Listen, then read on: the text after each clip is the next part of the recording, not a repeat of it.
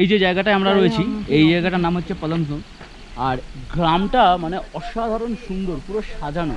মানে আমরা এদিক থেকে নিচে নামছি টুয়ার্ডস মোমোখোলা। ধোত্রে থেকে এটা একটা ট্রেকিং রুট, মোটামুটি 9 কিলোমিটারে।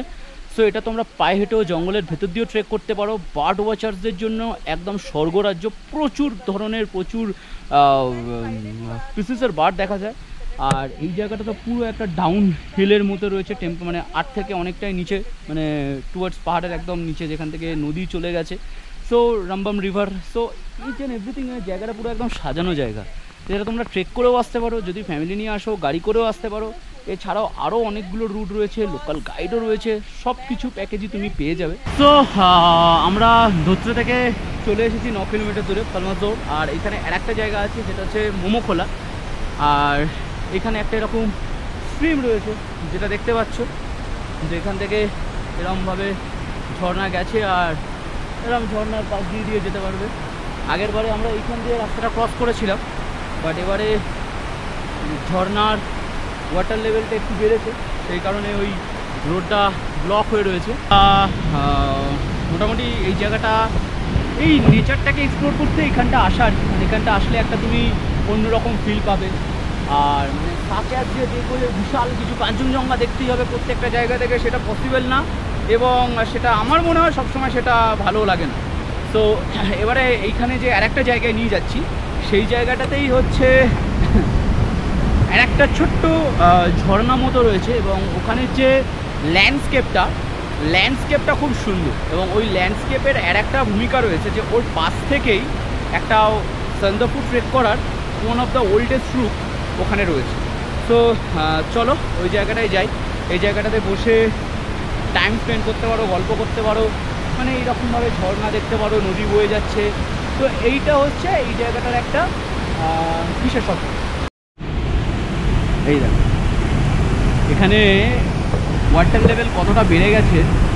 মানে আমি যে সময় এসেছিলাম ডিউরিং মার্চ, এতটা জল ছিলই না। মানে এখন যা জল ক্রস করতে গেলে 100% গোড়ালির ওপরে জল, কিন্তু জল এতটাই স্বচ্ছ তুমি দেখতে পাচ্ছ যে নিচটা অবধি দেখা যাচ্ছে। মোটামুটি 1 হাত জল আছে কিন্তু এখানে, কিন্তু এতটাই পরিষ্কার তুমি দেখো, দেখতে পাবে। স্নানও করতে পারবে ইচ্ছে হলে, বল ওখানে বলতে যাবাসি। আর পেছনে দেখো ঝর্ণা। গাড়ি করে আমরা এনজিপির উদ্দেশ্যে রওনা হয়ে গেলাম, এবং যেতে যেতে বেশ কিন্তু খিদে পেয়ে গেছিলো। তাই দাজুকে রিকোয়েস্ট করে আমাদের লাঞ্চটা করলাম আমরা সীমানা ভিউ পয়েন্টে। আর সেই সঙ্গে তোমাদের দেখিয়ে নিই সীমানা ভিউ পয়েন্টের এক মুহূর্ত। যেখানটা দাঁড়িয়েছি সেটা হচ্ছে এই দিকটা হচ্ছে নেপাল বর্ডার, ঠিক আছে। এদিকটা 5 মাইল, এখানে প্রচুর খাবার দোকান আছে, ফুডের দোকান আছে। আর এই দিক দিয়ে যদি যাই, এখানটায় হচ্ছে এটা ভিউ রয়েছে সামনে, মানে সীমানাটা ঠিক এদিক দিয়ে ঘুরে নিচে, ওটাও একটা ওয়ান অফ দ্য ফেমাস কী বলবো টুরিস্ট স্পট বলতে পারো। আর এখানে একটা ভিউ রয়েছে, বাট পুরো fog, so I don't think কিছু দেখা যাবে, বাট এখানটা পুরো ফগ হয়ে রয়েছে।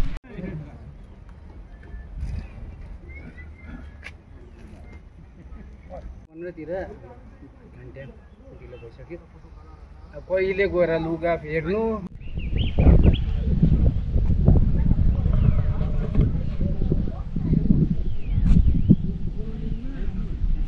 এখানে অনেক কিছু রয়েছে। এইখানে যদি যাও তাহলে হচ্ছে তোমার এদিকটা একটা হোয়াইট স্পেস রয়েছে, বাট ওইগুলো এই মুহূর্তে টোটালি ফগ হয়ে রয়েছে বলে it's not visible from there. But এই সাইডটা, उस साइड नेपाल है ना दीदी? हाँ, वो साइड नेपाल है, ওই দিকটা নেপাল আছে, এই কারণে এই সীমানা ভিউ পয়েন্ট। বাট এখন পুরো ক্লাউড হয়ে গেছে। সো এটা দুপুরের লাঞ্চ, चाय और ये चिकन मोमो। खाओ? ठीक बोले थे, सही बोला दीदी आपने। तो हमरा मोमो कस्तो रहेछ? अबे इधर घूमने ओए ना ना हां औरत नहीं है, हमारा मोमो कैसा है? अब बढ़िया है, बढ़िया। एकदम सही यहाँ तो लचा लड़की देखे ना, उसकी उम्र हो गया शादी का। हम आ गए। সো তোমরা যদি মিরিক থেকে আসো, মিরিক থেকে আসার পথে ঠিক মিরিকটা ঘুরে একটা দোকান পড়বে, যেটা হচ্ছে ডিকি ফাস্ট ফুড। এখানে দেখতেই পাবে, এখানে অনেকগুলো দোকান রয়েছে। তো ডিকি ফাস্ট ফুড যেটা হয়, এখানে খুব সুন্দর কিন্তু মোমোটা বানায়, মানে চিকেন মোমোটা আমি টেস্ট করলাম, খুব সুন্দর চিকেন মোমো বানায়। 8 পিস থাকে, 80 রুপিস, আর চাও সেরকম। মানে আমরা এখান থেকে নামার সময় লাঞ্চটা আমি এখানেই করলাম, মোমো আর চা। তোমরা যদি আসো, তোমরা কিন্তু ডেফিনেটলি দিদির এই শপটাতে ভিজিট করো, ভ্যারাইটিস খাবে, ইভেন যাদের সেটাও পেয়ে যাবে। So must, I will recommend it to you guys. You should must visit এই রেস্টুরেন্ট। সো চলো এরপরে আমরা দেখি, আগেতে আমাদের জার্নিটার প্রায় শেষের দিকে। এখান থেকে একটা ছোট্ট ভিউ পয়েন্ট রয়েছে, সেখানেও যেতে পারো।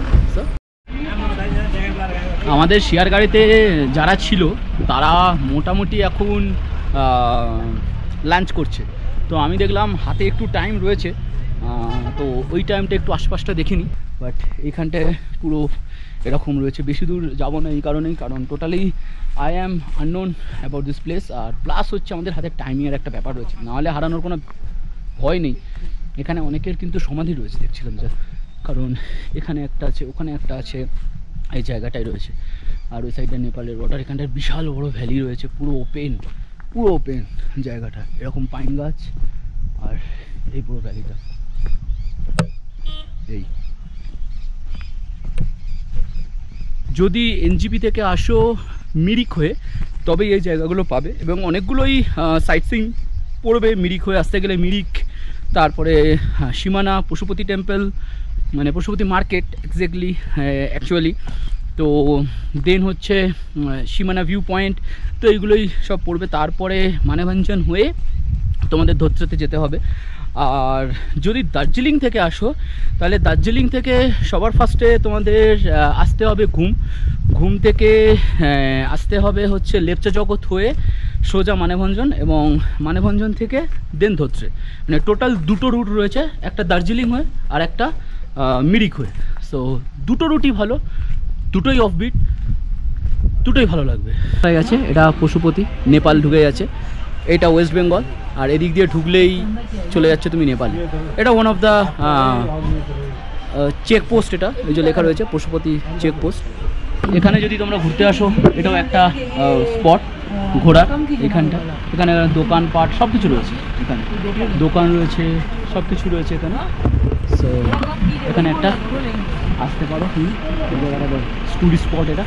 আর এখানে রয়েছে শাস্ত্রীয় সেনাবল SSB এর একটা ক্যাম্প, তো একবার ট্রাই করে দেখতে পারো। এখন বাজে 7:30, প্রায় বাজতে যায়। আর এই আমরা এনজিপি থেকে টুয়ার্ডস উঠবো হচ্ছে দার্জিলিং মেল, দেন তারপরে কালকের কলকাতা। আর আজকের মতো ব্লগটা এখানেই শেষ করলাম। যারা চ্যানেলে নতুন তারা অবশ্যই এটা সাবস্ক্রাইব করে দিও, আর স্টে টিউন, শিবদাদার adventure. Ta ta, bye bye, take care, wait for the next episode.